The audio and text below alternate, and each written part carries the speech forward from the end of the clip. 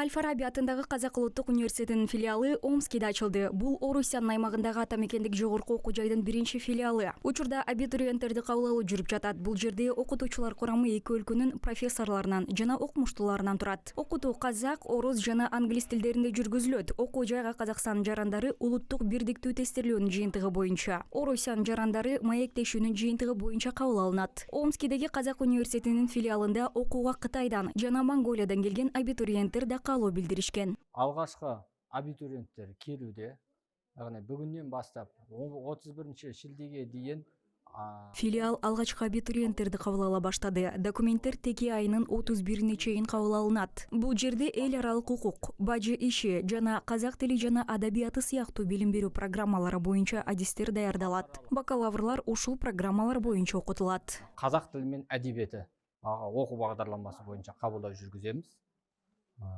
Бакалавр деңгейинде осы 3 багдарламамен жұмыс жасайтын боламыз.